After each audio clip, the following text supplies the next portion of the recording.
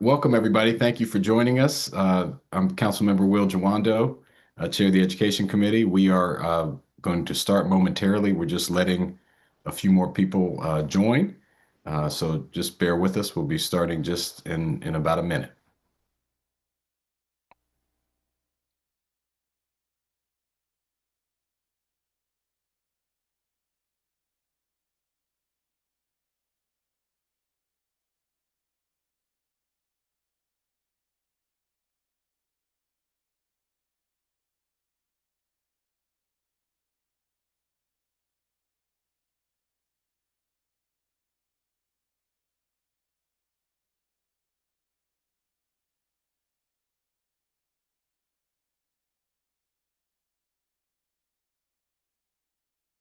All right, let's get started. Good evening, everyone. It is 6:36 on Wednesday, February 25th. Thank you for joining us this evening. As I mentioned, I am Will Jawando, your at-large council member here in Montgomery County and chair of the Education and Culture Committee. Some quick housekeeping notes. If you need Spanish interpretation, it's available to all attendees. You can access this service by clicking the More button at the bottom of your screen and selecting the interpretation function. I want to thank our interpreters for being here with us tonight. As I mentioned, I'm Will Jawando. I'm joined by Dr. Thomas Taylor, the superintendent of MCPS, and Dr. Jermaine Williams, the president of Montgomery College. And I'll just make a few remarks and then we'll get into the forum.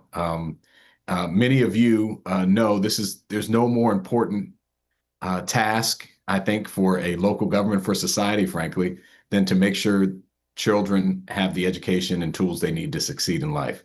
And that's what we're here to talk about. Budgets are moral documents. As a former MCPS student myself, as the father of four who are either in MCPS now or have attended MCPS, this is personal to me. It's also my job, and I know my colleagues here with me tonight share that care and concern. I want to acknowledge all the teachers, administrators, and school staff, and professors, and anyone who might be joining us or is watching on YouTube. Thank you for not just being here after hours, but for showing up every single day for our students and their families. The work you do is the foundation on which all of this is built, and the future of our children, the future of our county and state and nation are built. I also want to just acknowledge and kind of center where we are right now. We're not meeting under normal circumstances. This is not a normal budget year. This is not a normal time in the history of our nation, state, or county. Last night, I was at Wooten High School, where 2 weeks ago, a student was tragically shot. Thankfully, that student survived. But tensions were high, and I met with parents and staff, and I listened and answered questions. And the fear and grief that I heard are absolutely connected to the conversation we're having today. Things like funding for school security and mental health resources, staffing, and of course, facility upgrades to make sure our buildings are safe. We are also watching at the same time unprecedented federal attacks on our education system.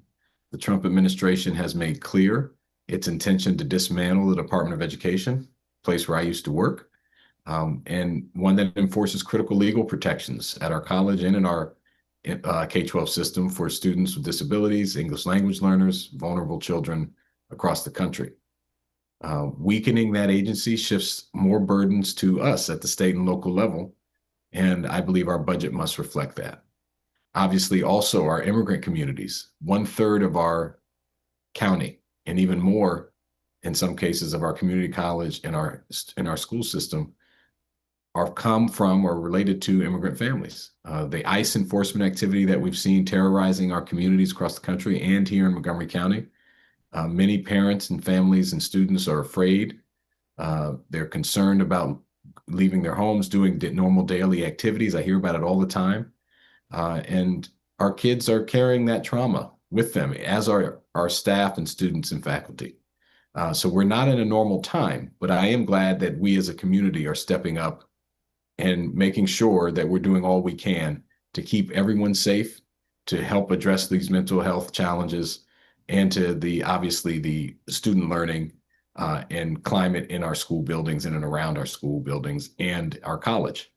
The Supreme Court just a couple days ago ruled that the president lacked the legal authority to impose his global tariffs. While I'm glad the Supreme Court did that, it just underscores that the increased cost of not only of groceries and school supplies for families is also impacting our capital budget, driving up the cost of steel and construction costs and the like.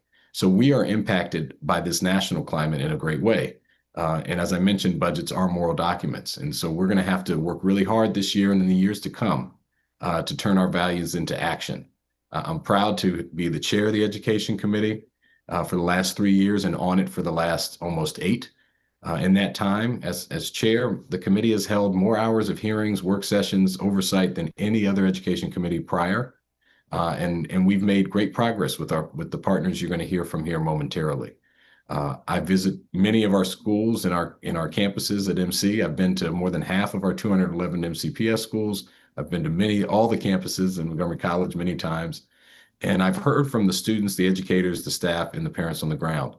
And what I keep hearing is that everyone wants their children, the faculty and staff, to have what they need and have a seat at the table when we're deciding these major decisions around the budget. So tonight is an essential part of that. It's the first in a series, first virtual, and there'll be 2 in person.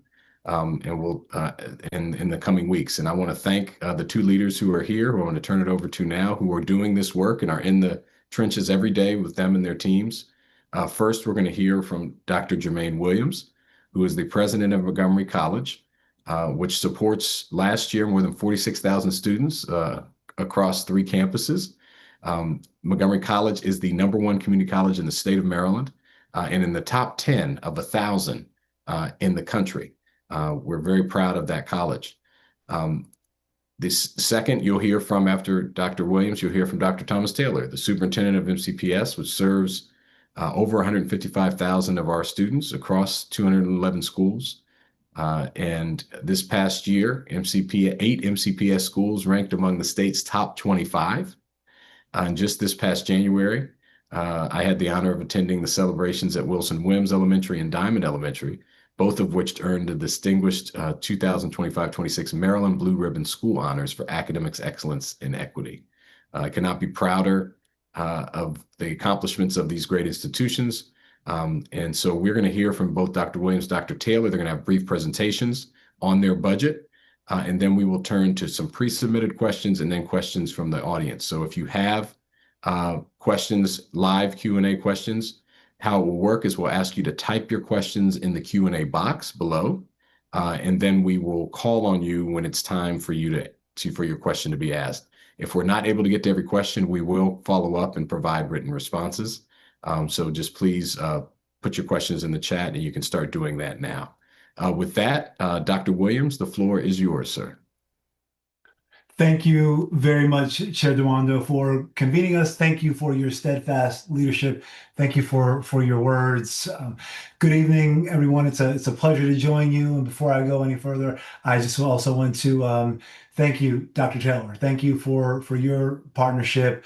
You are just, I know, such a supporter of education, a supporter of how education changes lives, and a supporter of the partnership between Montgomery College and MCPS. So thank you. And I'll also thank all the awesome faculty and staff who work at Montgomery College and help our students identify their goals and achieve their goals. Thank you for doing what you do day in and day out. And Chair Jawando, Dr. Taylor, it's great to be with leaders like you who care so deeply about equity and inclusion and opportunity, and who understand, again, the power of education to transform lives. And that's what we think about when we think about Montgomery College. So the next slide, the slide deck's not up. At least I'm not seeing it. If we could start the slide deck, thank you. And we can go to slide 2. I'm already at slide 2. We're breezing through. So the mission of Montgomery College, we are here to unlock potential, right? Unlock potential so that our students can transform lives, right? And we want to deliver the homegrown talent Maryland needs to thrive. When we think about Montgomery College, and this goes to one of the items you were referencing, Chair Jawando, we really talk about our transformational aspirations. There are 3 of them. They are around access, completion, and post-completion success. So we want more individuals to be able to avail themselves of the resources at Montgomery College. That's access. We want to increase access. We want to enhance completion, right? We want to ensure that individuals have a credential that is economic, social, and community impact, and also post-completion success. We want to make sure that those credentials lead individuals, right, to situations where they're able to experience upward individual economic and social mobility, because we know that portends intergenerational mobility. And we want to enhance all those aspirations, access, completion, and post-completion success in a way that is data-informed, equity-focused, and student-centered. And that's what we're here to do at Montgomery College. And I'll share a little bit about that before I get into some budget numbers. Next slide, 3rd slide, please. As many of you know, Montgomery College, we are your community's college today. As you heard from our chair, we're serving more than 46,000 students. Enrollment continues to grow about 16% since FY22. The majority of our students, we are extremely diverse, right? 2/3 of our students attend part-time. All right. Many of our students take advantage of the array of programs we offer in STEM disciplines to the arts, from degree programs to training programs that lead to credentials that ready them truly for the skilled jobs that we need to fuel Montgomery County. And when we think about Montgomery College, if you go to that next slide 4, please, we are where you need us. You heard the chair mention that he's been to all of our locations all across the county, right? We have our campuses and all of our locations, our homes of state-of-the-art facilities, from our Bioscience Education Center at Germantown to the Leggett Math and Science Building at the Tacoma Park Silver Spring campus. Our newest location, the East County Education Center, is home to our LPN program, building on the success of our CNA and RN programs. And these facilities, and this matters because I'm going to talk a little bit about our capital request. So it's important to share about the facilities. These facilities, they provide our excellent faculty and staff with the classrooms and labs necessary to deliver, our students with exceptional education experience that they need to succeed, whether they transfer to schools like the University of Maryland or Georgetown, or they join the workforce, right? And work for employers like Holy Cross Hospital or Clark Construction. And a lot of our students are doing both at the same time. They are working and transferring. Next slide, please. And we think about our students. I said how 2/3 of them are part-time. Our students today, Chair Jawando, we didn't plan this, but our students today, they represent displaced federal workers, immigrants, student parents, veterans, recent high school graduates, and residents seeking to upskill. Right? All these individuals and more are turning to their community college to unlock their potential, and we are ready. We stand ready to help them succeed in our auto bays, in our biotech labs, our simulated hospital rooms, and on stage. You'll hear about that later, that last piece. Next slide, please. And they succeed. They succeed, everybody, becoming the homegrown talent our community needs. So you can take a look at the contributions of today's alumni, from a lead carpenter at Imagination Stage who got his start in the scene shop in the Theater Arts Building on the Rockville campus, to Harrison Carvalho, who first connected with technology in a library at MC and now runs his own IT company. Next slide, please. Tomorrow's alumni are on the precipice of their journey, right? They're getting started even sooner. And I'm going to talk slowly so you can leave this slide up for a moment, right? And thank you, Dr. Taylor. Thanks to the dual enrollment program that we have. We see more than 3,000 high school students, right, who are taking a college class or two, and hundreds of them even earning a college degree while still in high school, right? In May, we expect 350 students, right, in our dually enrolled programs across the stage, specifically in early college programs at MC's commencement. So I just want to kind of net this out. These individuals will receive their AA degree a few weeks before they receive their high school diploma. And if we go to the next slide, you'll see there are an array of disciplines, right, that are being offered. Programs like these are invaluable in times like these when affordability concerns are widespread across our community. These dual enrollment programs are virtually free to students and their families. Today, more and more students can begin their journey to a nursing career, a cyber analyst, or bioscience while in high school. The next slide. And dual enrollment, it accelerates academic momentum. There's a QR code there. Folks want to learn more, saves time and money, and allows graduates to leap up the opportunity ladder, ready to succeed in in-demand careers. In fact, there's an awesome fact. MC alumnus Aleem Saeed Kojaev is the youngest graduate of the University of Maryland's Cyber Physical Systems Engineering program. Graduated at age 19.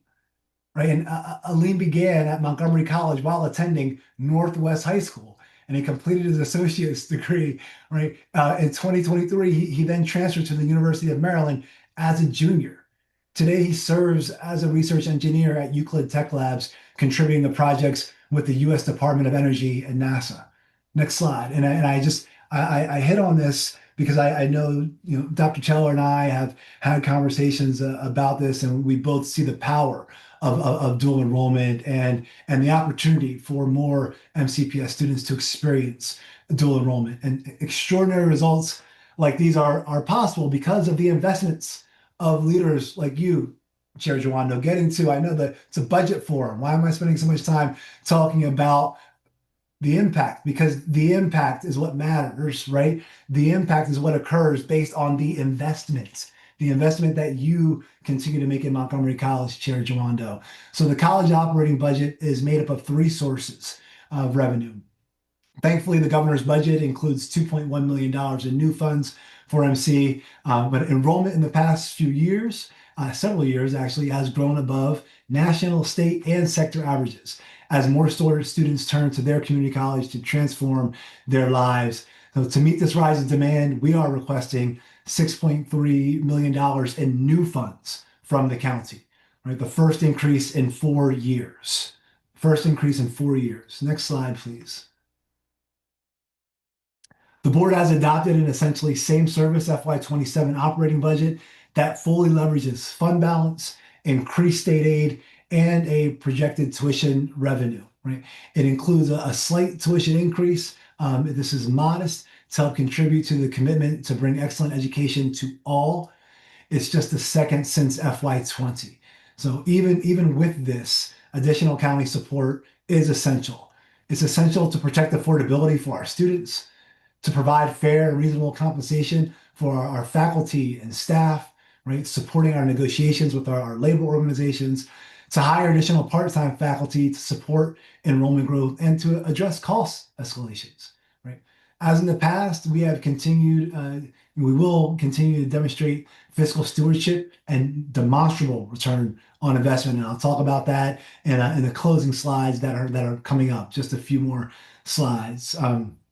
And as I shared, enrollment has grown. And I talked about fiscal year. I talked about down to FY22. If we go even further out, enrollment has grown 23% in over 5 years, while our budget has increased just 12%. Right. And when we think about that, right, think about that return on investment, compensation adjustments, are needed to attract and retain the high quality faculty and staff that we have. And we have maximized the use of fund balance use and largely avoided a need for tuition increases. And all this is important as the community hears our story, and as Chair Jawando, you and your colleagues think about our ask and why we are asking. This is a measured, sustainable budget. And the next slide. So that's our operating budget. As we think about our needs, our faculty and staff also need facilities that meet academic and industry standards to best prepare the talent our county and state demand. I know, Chair Jawando, your steadfast support is deeply appreciated. Based on work that you've done in the council, based on work that you've done prior, community college students deserve high quality, modern classrooms and labs. And at the outset of talking about the capital budget, I want to reiterate that the college has submitted a fiscally responsible and sustainable capital budget request. In a year when new projects are permitted, we are not seeking any new major construction. Instead, we are focused primarily on advancing projects already established in our capital improvements program, the CIP. We're also making use of $26 million in fund balance to help underwrite costs, as well as dedicating student and employee fees directly to support this budget. We are all in with making this work for our students and for our community. Next slide, please. We are hopeful that the council can keep our anchor projects moving forward to address the needs of the students of today, as well as plan for the future in East County. We need your help to deliver a modern theater arts building. This is an academic building, a workhorse of a building. Theater arts is where students learn to perform on stage and to manage behind the scenes operations. The theater arts program, it's a workforce generator. Alumni work in the nationally ranked DMV theater sector as scene builders, lighting and sound technicians, as well as actors and directors. This academic building houses classrooms, labs, and assembly space where students attend classes and later practice, right? Building sets or rehearsing to hone their skills to fill the 28,000 jobs in the DMV's arts and entertainment sector, right? To be ready to succeed, our students need a modern facility, right? Not one that is burdened by pests, that has water leaks, warp stages, HVAC ventilation issues, among other variables that desperately need to be addressed. This building was constructed in the 1960s. It's long past time to deliver a modern facility that meets the needs of our students, our faculty and staff in the DMV's theater sector. Right? This is a matter of equity and economic development. So as I close, I want to share a few. Next slide, please. A few alumni stories that you can read up there. Right? Our alumni, they tell the story of impact of Montgomery College. Shaquille Stewart, who has worked across the DMV and is now with the Baltimore Cultural Alliance, credits his success to Montgomery College. Our next slide, please. Jim Muir also tells the story of Montgomery College's impact. For almost 80 years, Montgomery College has been the anchor institution our community relies on for post-secondary education. With the support of our community, the college has continued to meet the moment. And we will continue to meet the moment with continued support. Even in these turbulent times, our board, our faculty, our staff, our students remain unwavering in our commitment to equity and inclusion, right? To affordability, to academic freedom, to intellectual curiosity, to serving all students with excellence. You know that an investment in Montgomery College puts students on a path to economic mobility, and it changes the trajectory of countless lives. With this last slide, please, I'll just share a few stats. Would you? Yes, this slide. So the college delivers, as I said, a demonstrable return on investment. 87% of alumni stay in the county. They stay here, they work here, they raise their families here, contributing to the college's overall economic impact of $1.4 billion a year. In fact, for every dollar invested, students gain $4.70 in lifetime earnings, right? That truly is a return on your investment. So again, I thank you for the opportunity to join. Chair Jawando, thank you again for your leadership. That concludes my official presentation. Thank you, Dr. Williams. Really appreciate it. We will do questions after both presentations, so I'll turn it over to you, Dr. Taylor. Thank you. And I too will share some slides and some information as well. I would love to echo the thoughts of my colleague, Dr. Williams, and just say thank you. Thank you to you, Chair Jawando, for having this opportunity to share some information about our operating budget, although I'm sure we'll talk about capital needs as well. An opportunity to share space with Dr. Williams as one of the best partners and partnerships in our county is the connection between MCPS and MC. We should be very proud of the work that Montgomery College has done to really elevate the county and to create a really concrete and tangible pipeline to grow our economy in really meaningful ways. MC really is the future gateway for so many of our kids that graduate from MCPS, and I'm just excited to be a part of the growth in dual enrollment and the growth in connecting the dots between MCPS and MC. So thanks for having us. I want to go very quickly because I know that there's a lot of questions and folks have a lot of things that they're curious about and want to talk about. But I do want to just quickly talk a little bit about who we are as a community, who we are as a school system, and where we are in terms of performance. And some of it's great and some of it is not great. There's a lot of things that we can be very proud of. We have a lot of high-performing schools.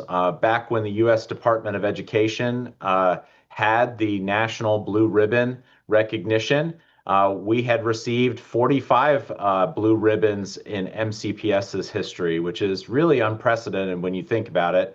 But since the federal government and the Department of Education have pretty much stopped working the way that they used to work, Maryland actually did the right thing, and they instituted their own blue ribbon because the U.S. Department of Education got rid of the blue ribbon recognition.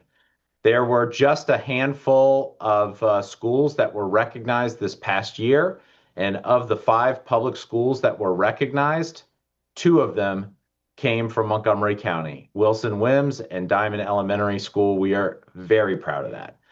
We continue to grow a cohort after cohort of nationally board certified teachers, and our high schools continue to perform both well nationally and in the state, leading the state and the nation. Very proud of that. The bottom line is, and you've heard this from Dr. Williams as well, is that Montgomery County as a county values public education and values educators. I cannot tell you how hard and dedicated the workforce of MCPS is and how committed they are to making sure that every child has a great experience.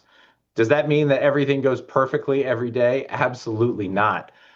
When we're serving 155,000 students and we have 30,000 employees and we have folks in the community that engage with us in sometimes unproductive ways, not everything goes great. But this is still a community that really values and supports public education and educators, and our educator workforce and our support staff are supremely dedicated to children, and they prove it every single day. For the first time in MCPS's history, last year was the first year that the majority of our staff was non-white. Now, we have a long way to go in terms of our teaching faculty and its diversity, but we have pretty ambitious goals to make sure that our students are well represented in the adult teaching and serving capacities of our organization, and that our kids can see role models in every aspect of our school system that look like them. This is really important. Representation matters. And we know that our kids value the role models that they have in the school system, and that having a diversity of role models really makes a big difference. We are a huge system.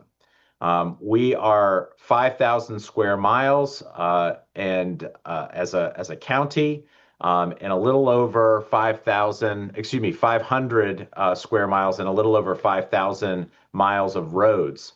The 5,000 miles of roads is actually a big deal when you're trying to get them plowed so that you can open school after a week's worth of snow. And don't we know that all too well? having over 200 campuses to maintain is a big undertaking, but our goal is really simple. We're here to serve every corner of the county and every component of the county that we can serve. We want to do it as well as we can. We serve over 18 million meals a year, almost close to 19 million meals a year, and we have just over 170 different languages that are spoken in our homes. This is a great place to raise a family and a great place to have fantastic neighbors, and our school system really values our community and our diversity. But some things are changing. We are a school system that has declining enrollment. That declining enrollment is due to a number of factors. Our live birth rate over the last several years has gone down, and we have also seen changes to federal immigration policy that have impacted the number of new enrollees to the school system, and it's hit us in a pretty meaningful way. Taking a look at some high service need areas of our school system, we have nearly 68,000 students who are receiving free or reduced price meals in the school system. And one of the best stats that I have to share with you as a point of comparison, we have more students in Montgomery County who receive free and reduced price meals than the District of Columbia has students total. There are significant needs in our county, even though there are some changes to those needs and that we have some declining enrollment overall. These are things that we need to be paying attention to and be sensitive to. Some changes that I think are worth noting, though, even though we might be declining in enrollment in our English language learners and our overall enrollment, we've lost approximately 10,000 students over the last 6 years, which is a pretty steep decline. We're projecting a really significant drop between this year and next year. All while that has happened, we are actually growing in our student population that receives services for disabilities. So these are students on our that have 504 plans or that have an IEP or an individualized education plan. And so this is still an area that we need to continue pretty significant investment across the board. I'm certain that this will come up tonight, even though this really isn't a huge part of our operating budget. It is important to talk about. The average age of our schools is just short of 30 years. This is about the time frame that somebody should be talking about renovations on a pretty large scale. About 2/3 of our 238 campuses that we maintain are due for some type of significant renovation or systems work. So if you're playing the at-home game, that's about 130 of our schools that need some type of renovation immediately. And these are tens to hundreds of millions of dollars that need to be invested into making sure our systems are up to date. Not to harp on this too much, but when you let something lapse as long as we have for the last couple decades, it starts to show in lots of really unfriendly ways. When you have plumbing issues and the water comes out a different color than what you expect, when you have leaky roofs that drain into classrooms, they create mold when it gets warm. When you have HVAC systems that aren't properly functioning and they create condensation, that also creates mold. And we've certainly had our fair share of mold issues this past year. And I got to tell you, one of the challenges is without a significant investment, those things are going to continue. So we have an awful lot that we have to be paying attention to over the next several years. Well, unfortunately, that's not a great picture of kind of where we are. And I didn't really talk a whole lot about our academic performance, but I'm going to tell you that our academic performance needs a lot of improvement. Just over 55% of our students are performing well on their state literacy assessments, and just over 1/3 of our students are performing well on their state math assessments. that's a lot of room for improvement. Now, don't get me wrong, our students overall seem to be doing just fine at getting into great colleges and universities and setting themselves up for wonderful futures at MC and beyond. But at the same time, we know that there are gaps that need to be closed, and that is really at top of mind and a high priority for us.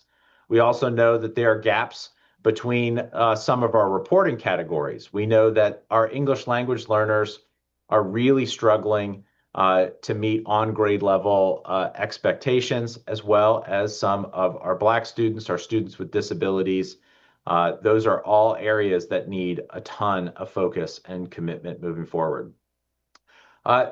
MCPS has a long history of doing a lot of things excellent. And really setting a marker on moving the needle in a lot of significant ways. And to credit the work that's gone before, I would say that we are well known for doing a lot of things very well, and that is a well-earned recognition. But if I have a criticism to go along with it, is that we sometimes work at cross purposes and may be pointing in different directions at some of the things that we're trying to accomplish at one time. We're in the middle of a little bit of a transformation as a school system and trying to get everybody to row in one direction and to point their efforts in that one direction, and that one direction being student performance and achievement. Now, there's lots of different ways to do that, and it's going to take really each of us to bring out the best in all of us. It's going to take a lot of dedicated staff to continue their hard work. It's going to take students to ratchet up their performance and to rise to meet higher expectations. And it's going to take a community and parents to step up in really meaningful ways. We do have a roadmap to do this. Our Board of Education recently adopted a strategic plan that had some very aggressive goals, of one of which is being rated as 4 or more stars on the Maryland State Report Card.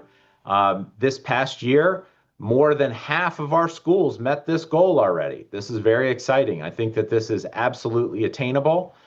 This is a 5-star rating system for all of our schools to meet a 4-star expectation. I think is very attainable, and I think that we can see dramatic improvements in a short period of time. One of the things I think is particularly important is accountability. One feature of this strategic plan is for the folks that are playing the at-home game is that you can follow along with us and make sure that we are meeting benchmarks year over year, and that there are scorecards for each of our goals and objectives so that you can see how we're tracking our progress each year, and what the performance looks like year over year and where we should be aiming each year. And I think that this is a critical component of how the community can keep us accountable for the work that we're trying to do. In this budget process, and I will get to the numbers here in just a moment, our board said that they wanted to see focus on mathematics and literacy, that they wanted to see staffing and class size reduction, that they wanted to see additional resources for training and support for our support staff, that they wanted to see an investment in safety and security. How prominent is that today? Very important. Mental health and well-being. And of course, supporting special populations and closing some of our performance gaps. Those were the things that were at the top of the Board of Education's list, and I'm glad to say that we are delivering.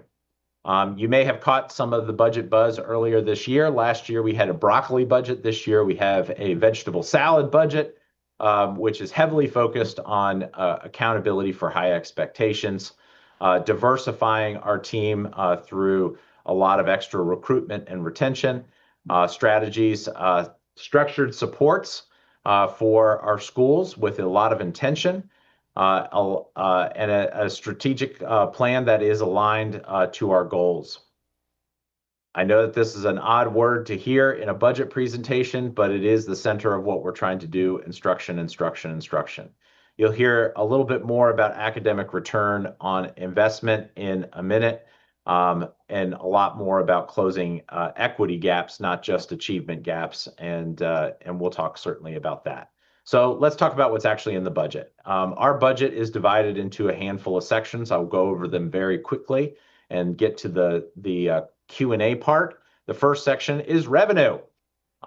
We are a large school system, the largest in Maryland. As a consequence of that, it is expensive to run 211 schools on 230 campuses. Having nearly 30,000 employees means that you need to have a human resources staff, a finance staff, and academic supports that are available. Very hardworking people at central office often get overlooked because they play a critical role in making sure that our schools are supported and have the resources that they need, and that they're also holding our schools accountable for their mission and what they're supposed to accomplish and the critical compliance role that they play. We are projecting some increases in our state revenue. We do have a sizable ask, although significantly smaller than last year's ask, to our budget. The cost of doing business, as Dr. Williams has pointed out, has gone up and continues to go up every year. And this is something that we're certainly sensitive to as well. So along those lines, just a quick summary. We are a $3.8 billion entity, making a total request of a 5.4% increase, which is just a little bit over inflationary values, accounting for changes in compensation. We are definitely in an era where we are uncertain as to what to expect with our federal government and our state. And we are bracing ourselves for a lot of fiscal retrenchment that is likely to happen in the next several years. The Board of Education has adopted their budget, so this is their tentatively adopted budget. This is the budget that we send to County Council for review. So this is something that goes to Chair Jawando's committee first, and Chair Jawando's committee gets to pick at different pieces of the budget, and their committee will make a recommendation to the full council as to how much they fund as a consequence. Something that we started and is brand new for MCPS is to actually take a look at your base budget and make adjustments. We are a school system that is declining in enrollment. As a matter of fact, we are a school system that is declining significantly in enrollment. And there are efficiencies that we need to capture, and we need to be sensitive to that. One of the things that we do to capture some of those efficiencies is going through a zero-based budgeting exercise of basically rebuilding the budget from scratch every year. This is a difficult task to do. It takes a lot of time, it takes a lot of energy, but it does yield a significant amount of savings. I don't expect there to be big changes like this in the future. We've now gone 2 consecutive years of zero-based budgeting and finding a lot of efficiencies. I think we would be very hard-pressed to find a lot of significant efficiencies after this year. So this I don't expect to change a whole lot in future years. But this year, we're glad that we could bring forward a few changes. And so just very quickly, some of the changes that we did make, we made a little bit of restructuring to our cross-functional leadership teams, which supports schools in different areas of the county with some instructional support and some operational support. And we were also able to find some reductions in some contracts, as well as combining and realigning some redundant positions that we've identified in the district. We have a couple of divisions that were also able to reorganize and capture some savings through reorganization as well. The biggest section of our budget in terms of lines, in our summary at least, is our non-discretionary budget. This is what we affectionately call the keeping the lights on budget, because these are things that are either tied to the law, to a contract, to policy, or regulation that say that we must fund them. The reason that we call it the keeping the lights on budget is because our electric bill is in this list, as well as our contracted staff salaries. So this won't surprise anyone that we are a school system of people, not things. We don't have a lot of stuff in MCPS. So when people say, hey, what would you do to cut your budget? The reality is that we look at one of two things, which are the two biggest buckets. Because 9 out of every $10, or almost 9 out of every $10 in our budget is people, there's really only two things that we have, which is how many people we have and how much we pay them. And those adjustments are really the levers for making adjustments to our budget, because we do have to still provide educational services to people. And nearly $8 out of every 10 reflects the change, or at least the request in our budget. So 80%, or almost 80% of our budget, is just salary and benefits. So we're not really asking for a lot of things in this budget as much as we are asking for people and the support of the people that we have. Very quickly, I just want to review kind of where we are with compensation. We negotiated a 2-year contract a couple of years ago. This is the second year of the 2-year contract. So this is agreements that have been set for all 3 of our labor associations. And this also assumes something called lapse and turnover. If you're unfamiliar with lapse and turnover, this is basically projecting savings from unfilled positions, or when there's a break in service. That is a significant amount of lapse and turnover. We are likely never to be able to get away with this much lapse and turnover again because of how tightly budgeted we are. This is really kind of a scary number. We do need to reduce our lapse and turnover significantly over the next couple of years, and it's expensive. It's a huge price tag, and that's not great. We have a significant hole that you may have heard an awful lot about in the news. The Employee Health Benefits Fund several years ago was used to balance the operating budget. It's not something anybody should do. Of course, I have the benefit of hindsight to tell you that, but the reality is that in order to keep a healthy health benefits fund, your revenues need to either meet or exceed the amount that is coming out of your health benefits fund to pay for health care. We are a self-insured health care supporter of our employee health benefits, which means that we cover the cost. And so right now we are running a deficit, and that is a significant issue for us. Our deficit is pushing $160 million. We will need to chip away at this a lot over the next several years. It will probably take us 3 years to undo this. This begins with making sure that we are stabilizing this over the next several years with significant investments. There's lots of different ways to do this. One of the best ways to do this is to make sure that you're budgeting properly, and we need to do that.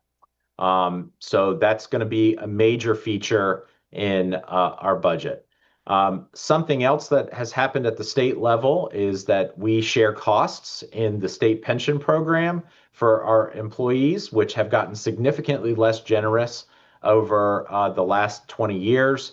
After the housing market bubble burst in fiscal 2009, ever since then, the state has had to restructure its pension program because they used their pension program to balance the state budget. The consequences of that have been a constant battle for local education agencies like MCPS and the state as to who should bear the majority share of the state pension burden. And so this year, as well as last year, more of that pension burden has been shifted away from the state and onto each local government. So just tallying things up, I'm doing a subtotal here for you. If we just take our salary and benefits changes, our employee benefits fund repair, some insurance changes, and then we take out the lapse and turnover and the pension shift, we're still looking at an increase of $140 million right there. That's without anything else. That's without changing programs. That's without making any modifications. That's without making any adjustments.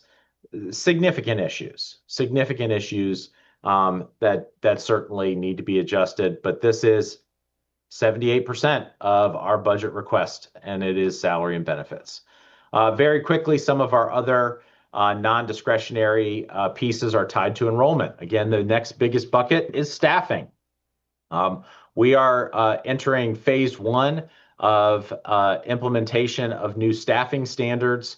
By rights, if we were to take the 5,000 student reduction that we're expecting from this budget year to next budget year, and we were to apply it, we would cut something like 505 teaching positions or positions in the school system. We don't want to do that. Now is not the time to make drastic cuts to staffing. As a matter of fact, when you have enrollment decline, it's actually the best time to cut class size and to reduce class size, because if you retain the majority of your staff while you're reducing in enrollment, you actually are going to be by default reducing class size. So that is really the crux of what we're doing, even though it still nets out to be a reduction in the number of teaching positions that we have and staff positions that we have, and it looks like it's a savings. The reality is that this is a huge investment, because by rights we should be pulling out about 500 positions, but we're adding 420 of them back in. This is going to really stabilize our approach to staffing and really support in a really significant way our classrooms. We are projecting from last budget year to this budget year 5,076 fewer students on our budgeted roster. This is a conservative estimate. The reality is that this actually might be much, much larger. We are trying to manage this decline in enrollment the best way that we can. And so what you'll see here is you'll see changes in staff FTEs at the elementary, middle, and high school level because our enrollment is declining, but then increases in special education because our special education enrollment is increasing. Even though we're declining in total enrollment, the percentage of special education students continues to grow. So just a couple of words about our staffing standards and kind of give you a look at what this looks like. The effort here is really a multi-year effort where we're trying to create a framework that is sustainable over time. Right now, we don't have staffing standards. We have guidelines that are loosely followed and are very inconsistent from school to school and don't always take into consideration things like school poverty the way that they should. So this is an effort for us to improve consistency, improve transparency, improve equity in how staffing resources are allocated, and to do it with a really intentional and deliberate way. And a positive, I think that our principals would tell you, is that this hopefully takes some of the political element of staffing out of the staffing equation. You could take a good look at how we staff our schools today, and unfortunately, principals with great political ability and who are successful at complaining tend to be better staffed than schools that probably should have more staffing, and that's just not right. So we should have the math do the work for us. And so that is a significant issue. Another really significant issue that we're trying to deal with is that we don't really have any significant position control. And if you know just a little bit about accounting or a little bit about budgeting, position control in a largely human based budgeting scenario like ours, where 9 out of every $10 is people, position control is your budget. And so having some hard position control and some locked in realities, I think, is going to help us with our budgeting situation moving forward and really improve our standing over time. As I mentioned, we do have some really lofty goals. Ultimately, we want to be more competitive in the region and have really well-staffed schools that have educators that have balanced workloads that can pay a lot of attention to the students in their building and provide a higher level of service. That's really at the crux of this. It's also connected to our Blueprint for Maryland's Future, which definitely aims at providing adequate staffing for every school. We're starting at elementary, and I'll tell you why. It's for a couple of reasons. There's a lot of work that we need to do at the foundation to make sure that our kids continue to matriculate successfully on grade level. And candidly, our elementary schools are staffed very poorly. That's not to say that our middle schools or high schools are great, but they are in a much better position than our elementary schools. Our elementary schools lack the critical resources that they need to be competitive, as well as to provide the level of service that our community expects. There's a long way that we need to go with elementary school staffing, and this is really just the start. So our goal is really over the next 4 to 5 years to fill out a very aggressive staffing model that will address a myriad of needs across the district, and we got to start somewhere. The next section is blueprint. There's not a whole lot in our blueprint section. We've spent about $60 million on the blueprint for Maryland's future. And so this year, we are targeting our increase largely in a couple of areas. One of those areas is an investment in dual enrollment. And that is actually pillar number 4, more resources for students to be successful. That is where we are focusing a big investment this year, because we know that there are more students that want to access dual enrollment courses, and we know that that's a great gateway to their future. We are making some investments in early childhood. We were planning on doing a launch of an early childhood center in Burtonsville. There's some things that we need to do to the campus to bring it up to snuff for our youngest learners. So we'll push the pause button on that and make that investment next year, but we're still committed to this work and seeing it move forward. The last bucket is always the one that's most interesting, and it is the discretionary expenses. These are the changes that are a choice. These are not locked in by policy. They are not locked in by law. They are not, no one is telling us to do these things in an explicit way and without really significant direction. These are choices for the Board of Education in terms of the things that they want to invest in, where they might see an academic return on investment. And so those are the things that we'll spend an awful lot of time talking about. The biggest ones, and I just captured all that, so I'll move on. This is really it in a nutshell. Something that we started last year and that we want to continue to grow and add to every year is differentiated school site allocations. If you missed some of this conversation last year, we don't think that every school is the same, and we should stop allocating money the same way. So we did. 2 years ago, we were allocating resources to schools for materials and supplies based on the number of students you had. We gave you a set amount of money, and we just said, good luck. But we recognize that schools that have a higher proportion of farms rate and have a higher proportion of students with disabilities and English language learners, that they need additional support. So we created a mechanism to provide that additional support. We made a big investment last year. We're making another investment this year. We'll make another investment the year after that, and the year after that, and the year after that, and the year after that. We think that every child should come to school and be ready to learn with the materials and supplies that they need, and that we should pick up the tab to make sure that that happens. We made an investment in menstrual hygiene products last year. We're going to continue to make investments in this space as well. In our budget documents, you'll see that this is part of a multi-phased approach over many, many years to continue to make these investments. A lot of conversation, rightfully, about school safety.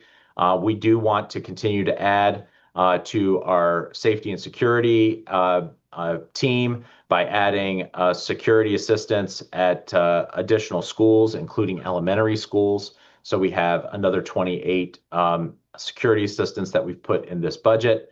The biggest investment on this list is our special education resource teachers. And we already have this position at the secondary level, but we do not have this position at the elementary level. This is a position that helps to shepherd the IEP process, maintain compliance, and provide instructional support for teachers in special education teaching and learning environments.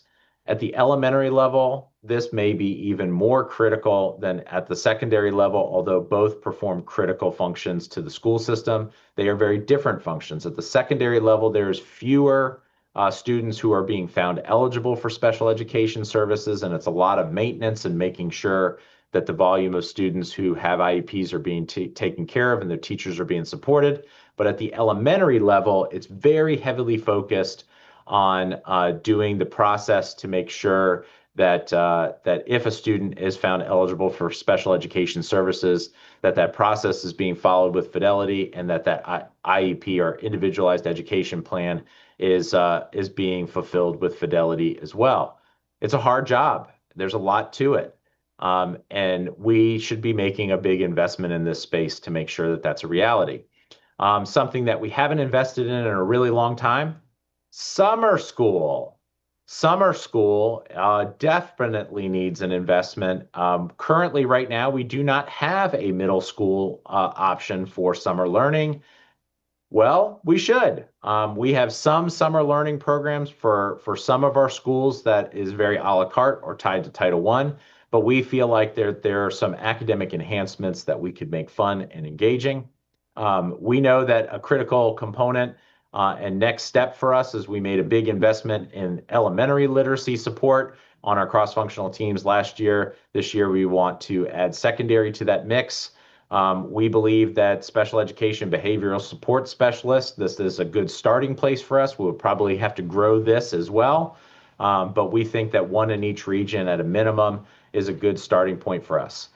You may have heard much and more during our boundary study about providing a regional program model.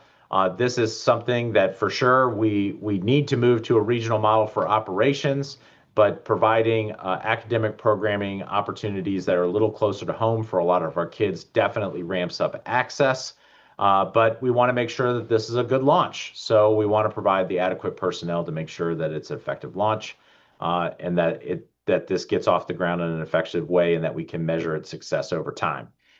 Something that you may also have heard an awful lot about in our community because we've had a number of pedestrian accidents and crashes. Pedestrian collisions happen with a regularity here that is really, really disquieting. Making sure that our kids can get to school. Nearly 20% of our students walk to school, which is absolutely critical that even when we have snow emergencies, that sidewalks are cleared, because when sidewalks aren't cleared, our students who walk to school either have to find a different way to get to school, which isn't always easy, or they have to walk through busy roads to do it, and that's not safe. So making sure that we update our safe routes to school approach is absolutely critical. An investment in our support staff in terms of professional learning and training is something that we're adding, as well as an investment in our instructional staff. This is how we move the needle. We started our investment in project management last year. We need to continue that investment. I think that there's a lot of people who would like to volunteer in our schools, but we do need people to coordinate that. We have a couple of enhancements that we would like to make some investments in terms of extracurricular activities. In particular, we feel like robotics, our Minority Scholars program, as well as our Latin dance program could really use a lift. But those are all things that would have to be negotiated with our associations, but we want to make sure that we have the dollars to do that programmed into the budget. As we're buttoning this up, I do want to add a couple of things that changed in the last budget from the superintendent's proposed budget to the board's adopted budget. The board's adopted budget did add an additional $2 million for professional development because we have done some cost analysis and realized that we've needed to make some additional investment there. You may have heard also a change in program assignment of innovative school calendar. This is one of many different approaches to a year-round school approach and providing services on a different calendar than a traditional agrarian calendar. I love year-round schools. For some reason or another, it hasn't met with as much success at our current site. This is definitely worth some reevaluation and some revisiting down the road. But for right now, it's a reduction and a change in our programming for the upcoming year. And the last one I want to touch on is significant. Something that I think has come to light over the past couple of years is that MCPS doesn't always get it right. We don't.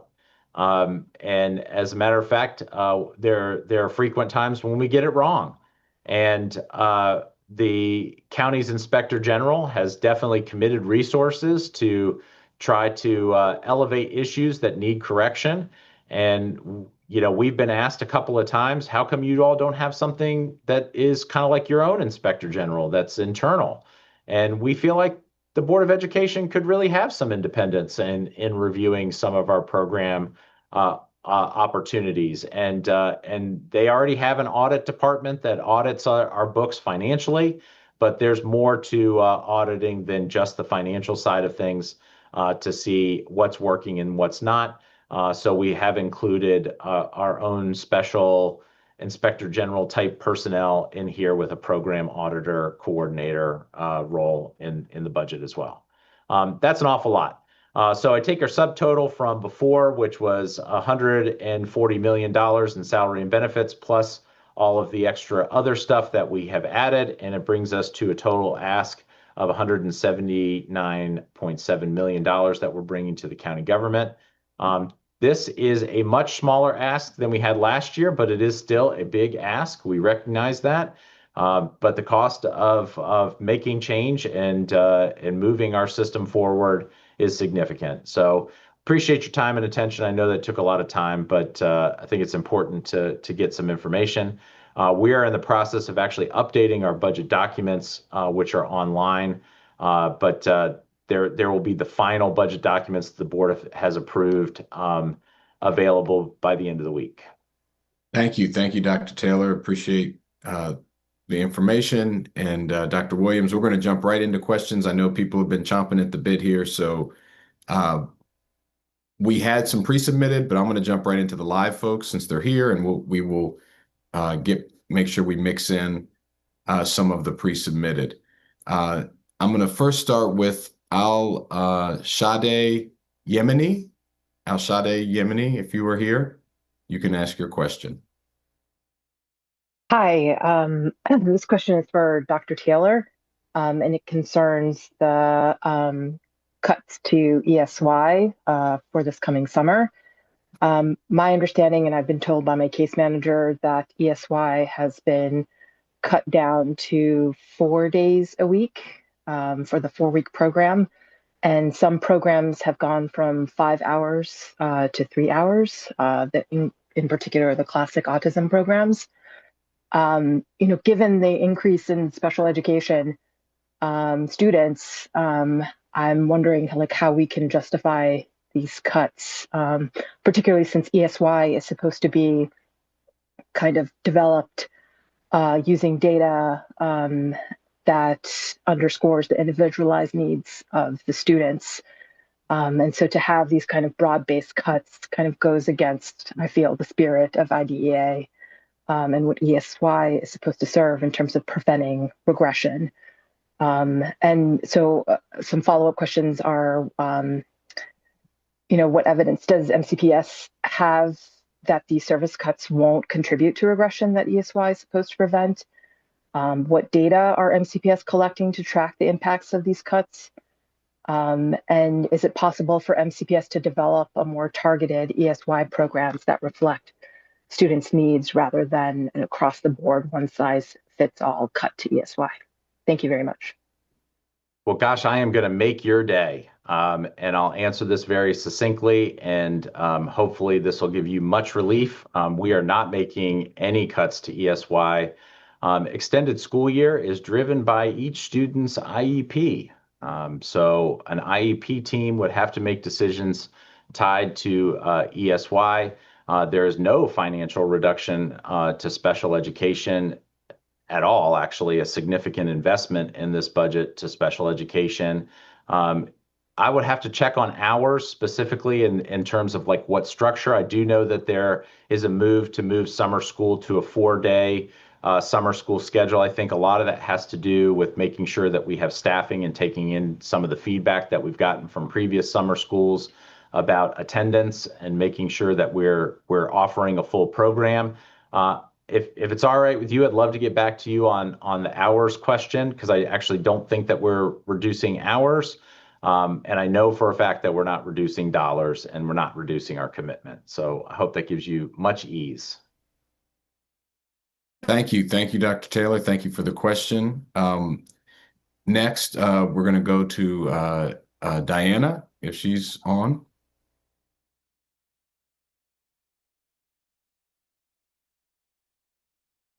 Diana, excuse me, there are many Dianas. So let's go with Diana Conway first. Can you guys hear me? We can. Great.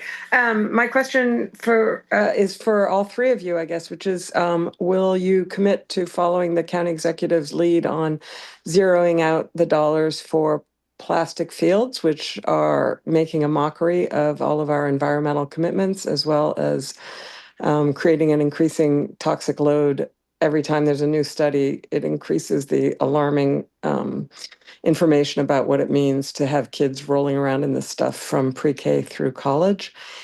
It's also much more expensive. And of course, there's the massive disposal problem that we've seen in Pennsylvania. So I'm hoping you will all commit to reducing and replacing the plastic fields with grass, which is safer, softer, cheaper, and preferred by athletes. Thanks.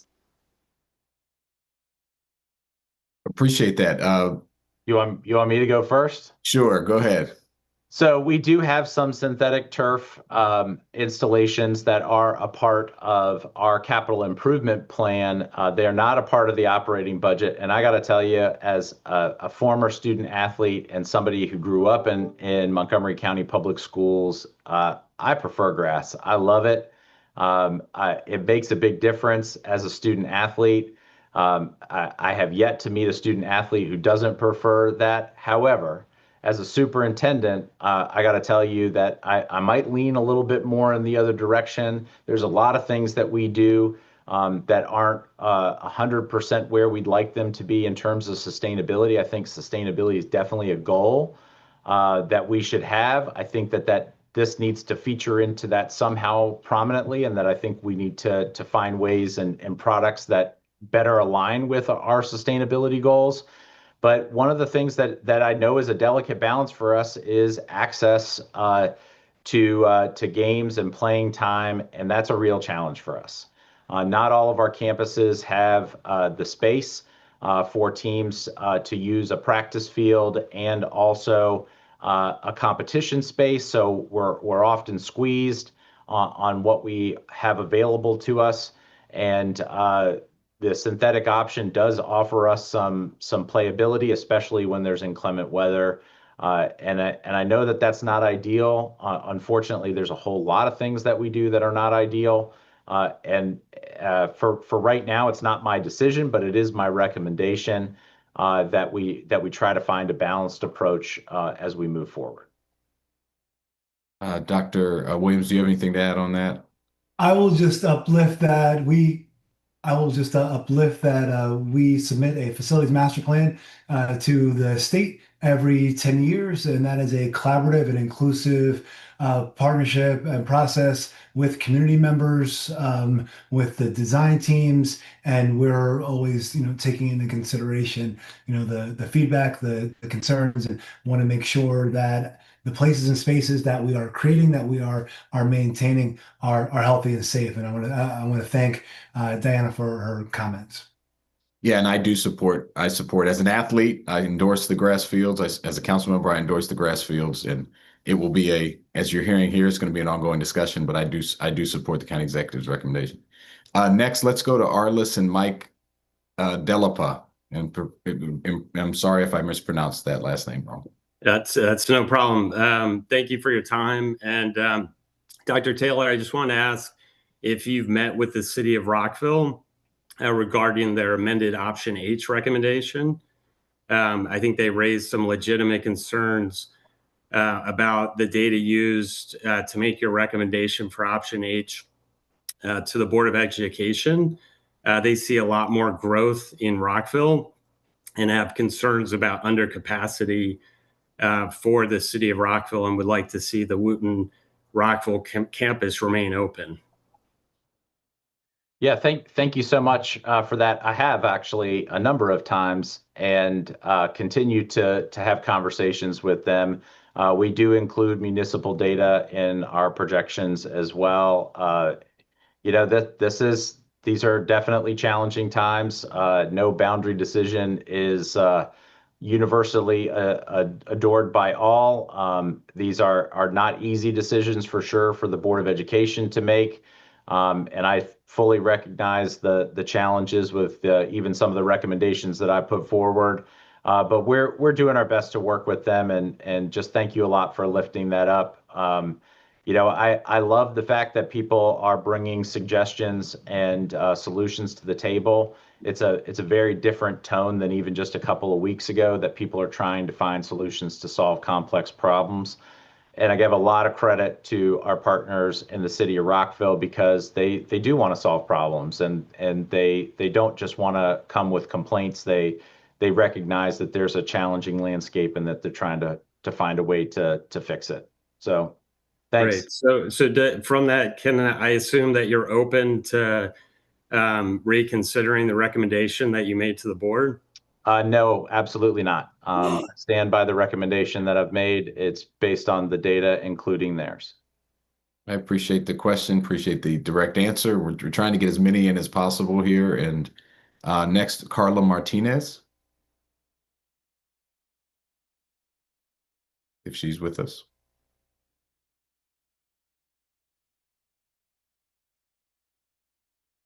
You have to unmute, Carla.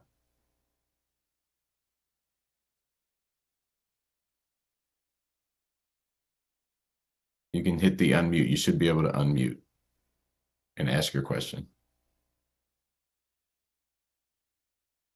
Okay, well, we will come back to you if we can. Next, I want to see if we can go to Sharon Brown. Yes, hello. Thank you for this. Well, it's important that the community know, have some transparency. So my question is, will you support creating an online searchable open checkbook portal that allows the public to see exactly how the schools are spending taxpayer dollars, including vendor names? My background is procurement and contracts, so I'm going to talk about vendors and contract details. Sharon, I might want to reach back out to you. I love that idea. I had something similar as a superintendent in another district, and it just was a huge benefit.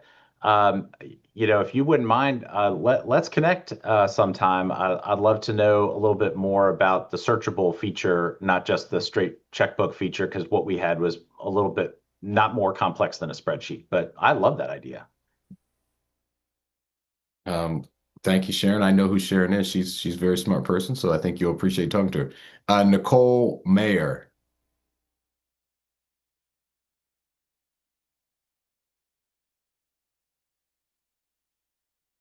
Is Nicole with us? Oh, there you are. Okay. Hello, hi. Thank Hi. you so much for allowing me the time to ask my question. So, as Dr. Taylor just recently mentioned in his discretionary expenditures slide, and was recently approved by the Board of Education recently cut the Innovative School Year program at Arcola, citing budget constraints. Arcola was left without an off-ramp for students, families, and staff. Well, I have a lot of feelings, and Dr. Taylor's heard most of them about that. My question is more so around moving forward. MCPS is proposing numerous new programs for students. My daughter is planning to attend one of the gatherings at Odessa Shannon. I think it's next week. My question is there also planning that is going on for how to sunset these new programs? Because I don't think that was ever in the cards, and that's what's left us at Arcola kind of in a deer in headlights mode. So my question is, programs are starting. Is the potential sunsetting, if they don't meet the academic ROI expected, is that also a conversation in the planning phase? Absolutely. And Nicole is asking a good question that's got a couple of different tentacles, and I'll be as succinct as I can. Different in this approach to program expansion than what we've done in the past is we've identified goals and objectives up front. and a timeline for evaluation. I think that that's absolutely critical. And Nicole and some of the really committed parents at Arcola, they don't fear evaluation. They welcome it. They want to see their program be successful, and they want to see their school be successful. But they think that making sure that there's fairness in other programs as well, and that there's evaluation along the way, and that there's some accountability and a game plan for when things don't work out, that's only fair. And Nicole, I couldn't agree with you more. Candidly, I think that not everything that we try is going to be successful, and we need to have a plan B and like what happens next. Me personally, I love something that is a little bit more stair-stepped and less abrupt than what we're doing at Arcola, and to try to think about things in terms of cohorts. And I hope that that's our approach moving forward. Thanks, Nicole. Thank you, Dr. Taylor. This one is for Dr. Williams and Dr. Taylor, but Dr. Williams, I'll ask you to speak about it first. It was a pre-submitted, and we got a couple live questions around this too, around dual enrollment. Someone just asked what it is, so maybe just as you answer the question. It's my favorite graduation of the year is what it is for me, when you see the students graduate from Montgomery College the week before they graduate from MCPS. But how is Montgomery College expanding its role in supporting MCPS students through dual enrollment, both in the number and then what about students who arrive with language proficiency gaps or are first in their families to pursue higher education who might not be aware of the benefits of the program? And I'll ask both of you to comment on that, but Dr. Williams, maybe start with you. Absolutely. Thank you, Chair Jawando, and I'll be brief. I see what the time. So dual enrollment is a fantastic opportunity. Essentially, it's an opportunity for high school students to earn college credits there. They're attending Montgomery College classes. That's what it is. And Dr. Taylor might want to add more on to that, but students can begin earning their college credit or complete an associate degree. Chair Jawando, that is what you are referencing. There's students, hundreds of students each year who actually, they're enrolled in a program, they complete a program. That's one of our early college components, right? So courses are delivered by Montgomery College faculty at our locations online and at MCPS high schools. Tuition, fees, textbooks, and instructional materials are covered for eligible students. So it removes a huge financial barrier to participation. Dual enrollment students are also assigned Montgomery College academic coordinators to support course selection and academic planning. The students have access to the same learning support systems available to all MC students. They are Montgomery College students. They are duly enrolled, including that our tutoring centers, our writing support, other academic resources. Students also receive coordinated advising from both MC and MCPS to align college coursework with high school graduation and post-secondary goals. I can go on and on about this fabulous opportunity. And again, I said, I'm very thankful for Dr. Taylor for his partnership, but I know our time is fleeting and you probably have more to add, Dr. Taylor. I think that's a great explanation. I'll add one piece, and that's it. That one of the regional programs that we're trying to launch is a middle college program in each corner of the county to expand dual enrollment opportunities, not just in a handful of places, but access to every single high school in Montgomery County. I agree, and that's a priority for us too, is expand those programs and get more kids in it. We'll go back to live here. Browen Keener, if you're with us.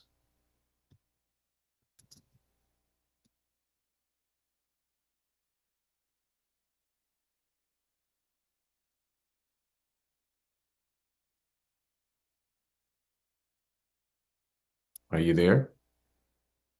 Don't see that person. Okay. Then let's go with Olivia Guerrera, if she's with us here. Guerreri?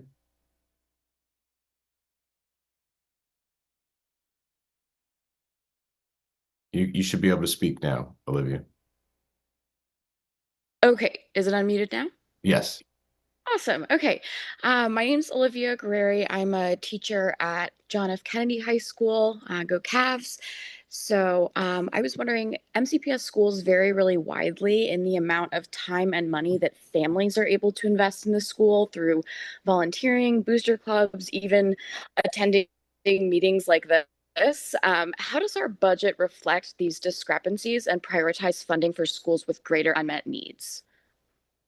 Really quickly, we started something last year. We're going to grow on it every year for the foreseeable future. It's called the Equity Add-on. We used to fund each school with a budget that was a set dollar amount per student, and that effectively became the principal's checking account for materials, supplies, field trips, extra stuff that they wanted to do. But we recognize that not every community is the same, so we have now differentiated that.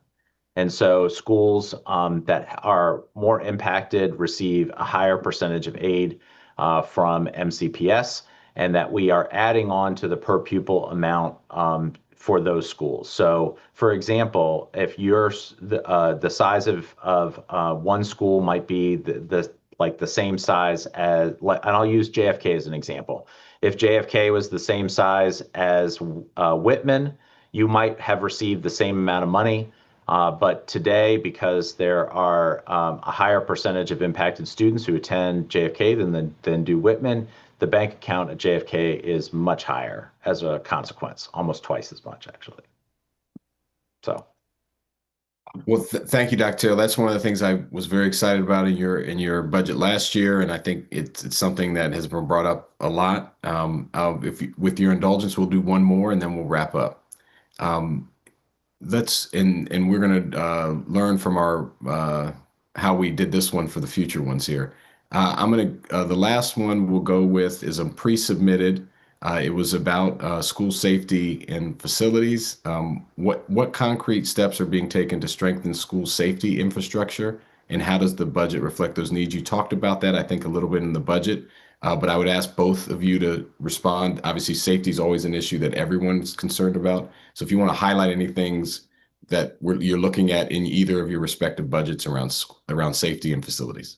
Well, this is good because Carla Martinez, I think, wanted to ask a question about school safety as well. Yeah. So our budget reflects a couple of things new this year, different than last year. And then I also want to talk about school safety in general, just very briefly. Sure. The first thing is we are making enhancements to our safety and security staff. We know that a goal of ours should be that we should have some security footprint in terms of personnel in every one of our schools. Right now, all of our secondary schools have security personnel, but not all of our elementary schools.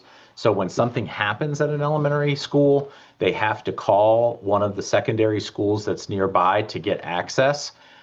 We want to build that out so that there's at least one person, if not more, in all of our schools to make sure that they are safe and secure. They can perform a number of tasks to do that. One of the primary functions that our safety and security folks do is they do monitor our network of security cameras.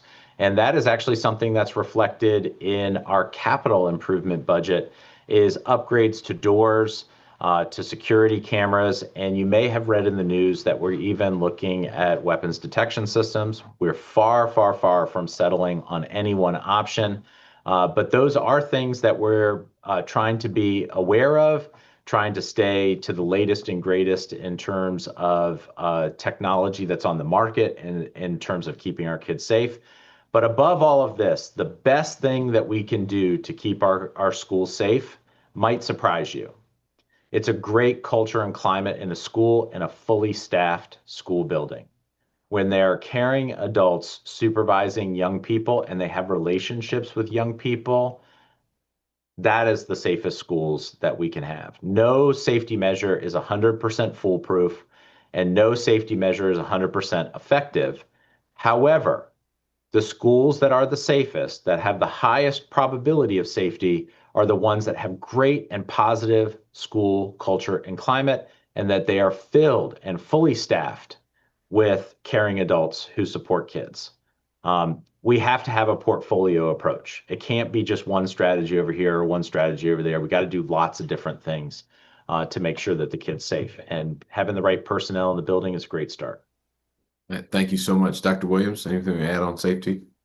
Yeah, absolutely. So I'll say safety is paramount. and we invest in safety. We know that our public safety officers are sometimes the first and or the last individuals that our students will see as they're coming onto our places and spaces for learning and for support. And we create a culture where there's a sense of belonging. Everyone has a sense of belonging, and that's one of our actually strategic plan goals. I'm proud to share that our actual Vice President for Public Safety, Health, and Emergency, Management was named the 2025 Campus Safety Director of the Year, right? And when we think about that, we're talking about him and us building a culture really quickly, as I know we're winding down on time.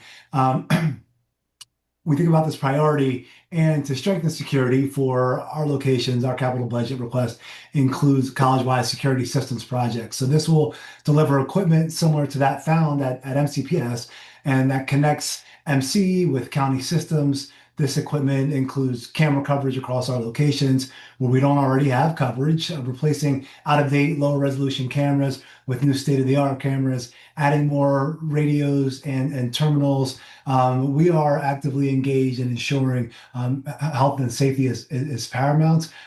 We have integrated within our system license plate readers. So it's just another element of how we're keeping our community safe and secure. And I could go on, but I do know we're at time. Thank you for the opportunity to share a little bit. Thank you very much. And as Dr. Taylor mentioned earlier, we don't get everything right. And as we're going to have two more of these, and we're going to be less verbose on our end to get more questions in the in-person ones. But it was all really important information. And these are big systems with a lot of students and families that we're serving. And we want to make sure people understand your time, your part. That we've joined on Zoom and on YouTube and Facebook tonight. If your question was not answered, we're not done. We have two more forums coming up, and we want to see you in person. The next two are in person. Next week, Wednesday, March 4th, 6:30 p.m. at Rockville High School. And then Wednesday, March 11th, the following week at 6:30 at Einstein High School. And so there is a link in the chat now. You also get an email if you joined that you can use the same link you use to register here to register for the future ones. Please share it. These are in the community, in your rooms, and in your own communities, and your voice belongs there. So this budget is very important. The context of it is very important, and we want to make sure we have as much feedback as possible as we go through the process. As Dr. Taylor and Dr. Williams mentioned, the County Council will begin consideration of the operating budget March 15th when the county executive delivers his version. We are already considering the capital budget now, and so that'll be passed at the end of May over the next several months. So thank you so much. Thank you for being here tonight, and hope to see some of you next week. If your question was not answered, we will get back to you.